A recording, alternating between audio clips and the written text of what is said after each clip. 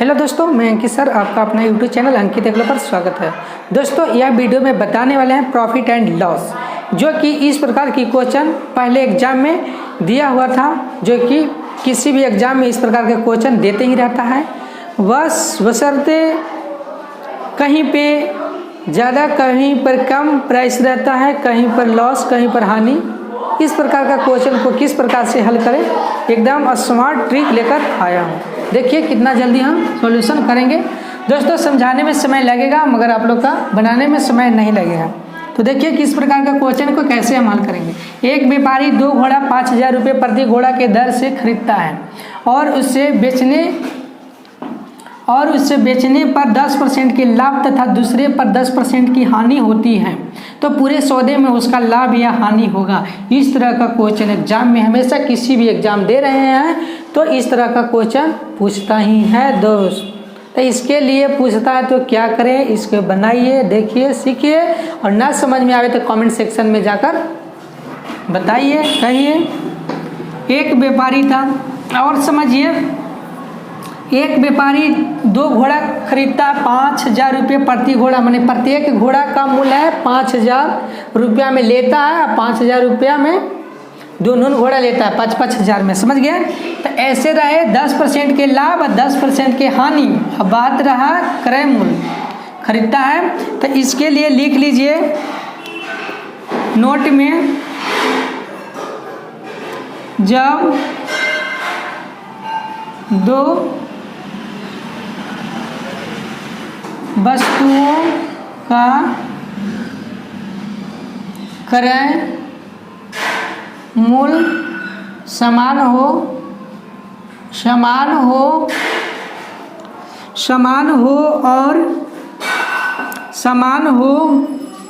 और same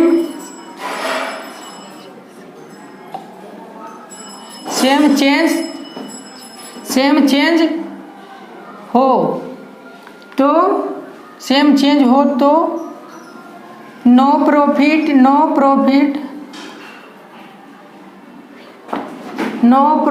and no loss होगा। इसका जब 2 वस्तुओं का क्रय मूल्य क्या हो, समान हो। क्रय मूल्य माने ये क्रय मूल्य माने खरीदता है उसी को ना क्रय मूल्य बोलते हैं, समझ गए दोस्त। क्रय मूल्य खरीदते हैं उसको क्रय मूल्य, जो बेचते हैं उसको विक्रय मूल्य।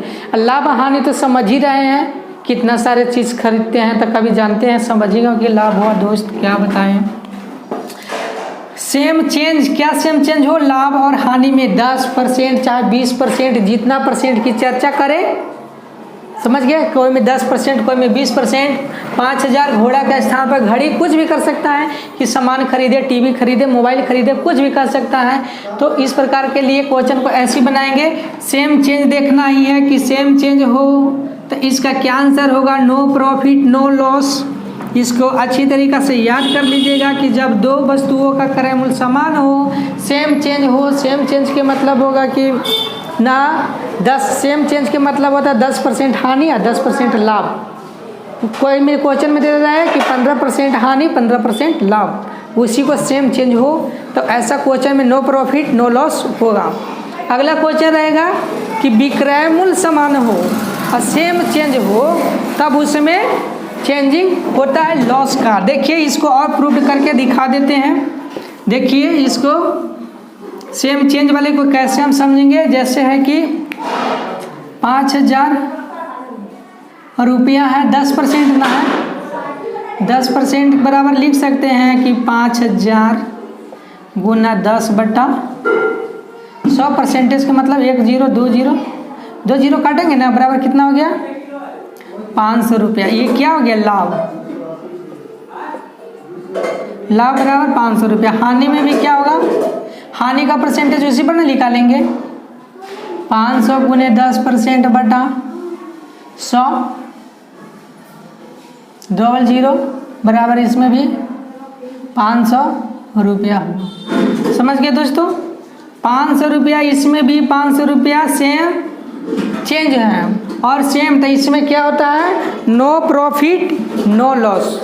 क्या इसको आंसर में आएगा? ऑप्शन में दे ले रहेगा नो प्रॉफिट नो लॉस, मैंने कहने का मतलब ना लाभ ना हानि, दे रहेगा आंसर में ना लाभ ना हानि, यही आपको आंसर सही होगा दोस्त। इसी प्रकार से दूसरा क्वेश्चन देखिए दोस्तों, क्वेश्चन नंबर 2 है। देखिए बहुत इंपॉर्टेंट क्वेश्चन है, पहला क्वेश्चन ये, दूसरा क्वेश्चन बहुत एग्जाम में इस तरह का क्वेश्चन पूछता ही है। तो देखिए इसमें क्या अंतर था, उसमें क्या अंतर है। एक आदमी 2 घड़ियाँ की प्रति घड़ी 99 रुपया बेचता है, मैंने 99 रुपया की दर से बेचता है। एक घड़ी पर उसको 10% लाभ और दूसरे घड़ी पर 10% की हानि होती है, तो उसको प्रतिशत लाभ या हानि हुई, मैंने प्रतिशत लाभ हानि पूछ रहा कि क्या हुआ उसके बारे में बताना है। ठीक है दोस्तों, इस तरह के क्वेश्चन, इसका पहला क्वेश्चन था जिसमें दिया हुआ था क्रय मूल्य, अवधि दिया विक्रय मूल्य। क्रय मूल्य समान हो, 2 वस्तुओं का सेम चेंज हो तो नो प्रॉफिट नो लॉस। इसमें है विक्रय मूल्य समान हो और सेम चेंज हो तो हमेशा लॉस ही होता है। अब कितना का लॉस होगा उसको निकालेंगे, नोट में इसको लिख लीजिए।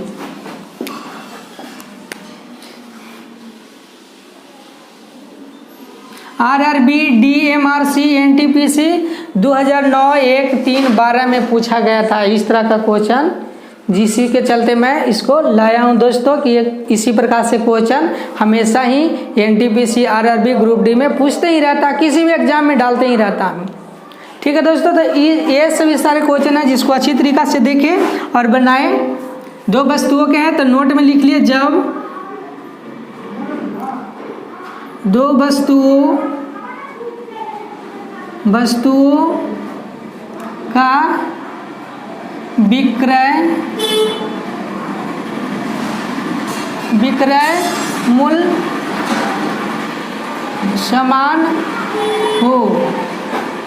समान हो और सेम चेंज हो तो हमेशा लॉस होगा, हमेशा हानि यानी लॉस होगा। अब कितना % का लॉस होगा वो निकालेंगे तब पता चलेगा दोस्तों। इसका है कि जब 2 वस्तुओं का विक्रय मूल्य समान हो और सेम चेंज हो, सेम चेंज मतलब ये हानि और ये लाभ मतलब कि सेम हो, 10% इसमें भी 10% उसमें भी, ठीक है, तब ऐसा में क्या होगा, हमेशा हानि ही होगा, हमेशा लॉस ही होगा दोस्त। देख लीजिए, इसका नोट कर लीजिएगा अच्छी तरीक़ा से, क्लियर जना रहा होगा मुझे उम्मीद है। इसको अच्छी तरीक़ा से 1-2 बार क्वेश्चन को पढ़ें और ये दोनों क्वेश्चन था, बहुत इंपॉर्टेंट क्वेश्चन है दोस्त, बहुत इंपॉर्टेंट क्वेश्चन है। इसको देखिए, हमेशा लॉस ही होगा। तो देखिए लॉस बराबर फार्मूला है, लॉस बराबर फार्मूला क्या होता है, यानी हानि, लॉस बराबर होता है x² बटा 100%। परसेंटेज के रूप में बोल रहा है तो परसेंटेज के रूप में ही लिखेंगे। क्या लिखेंगे, x² बटा 100%, यही लॉस बराबर यानी हानि बराबर होगा जो मान होगा। ये तो पक्का फिक्स है कि 2 वस्तुओं का विक्रय मूल्य समान हो, सेम चेंज हो तो हानि होगा। इतना तक में आपको समझिए कि ये पता चल गया तो आपको 50% पर चला जाएगा क्वेश्चन, 50% पर आंसर आपको सही चला जाएगा। कैसे कि ये 2 में लाभ कहा, ना लाभ ना हानि, तो ये दोनों तो ऐसे कट गया। तब 4 को दिया था तो 100 था, तो 2 को हट यानी 50% पर आपको आंसर चला गया। मैंने 50% माने कि 10 होगा कि 1% हानि होगा, ये दोनों पर रहेगा। पहला तो कि हानि होगा, ये तो कंफर्म बता दिए, नोट में लिखे। इसके अंदर लॉस, x कौन है, जो लाभ प्रतिशत है उसी को x मानते हैं। किसको, x बराबर 10, इसी को x मानते हैं दोस्तों। यहाँ पुट कर देते हैं x² लॉस बराबर 10 के स्क्वायर बटा में 100। अब प्रतिशत तो देना ही है। इसके बाद देखिए घेर के दे दीजिए, कोई दिक्कत नहीं है। इसका प्रतिशत है तो इसको क्या लिखेंगे, बराबर इक्वल टू,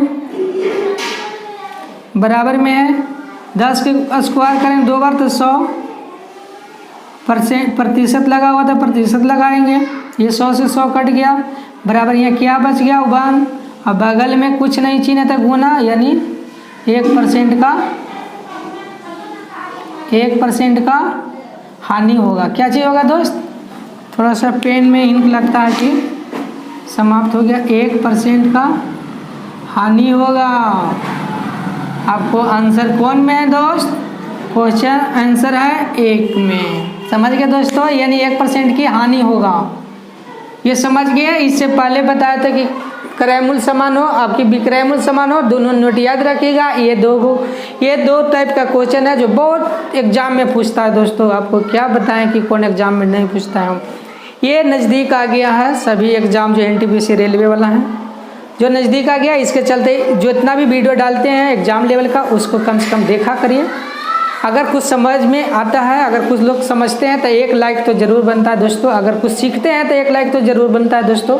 तो 1 लाइक ज़रूर कर दीजिएगा। अभी तक मेरा यूट्यूब चैनल को सब्सक्राइब नहीं किया तो मेरा यूट्यूब चैनल को सब्सक्राइब कर दीजिएगा, बेल आइकन को घंटी को दबा दीजिएगा। तब तक के लिए ये वीडियो देखते रहिए। Thank you very much.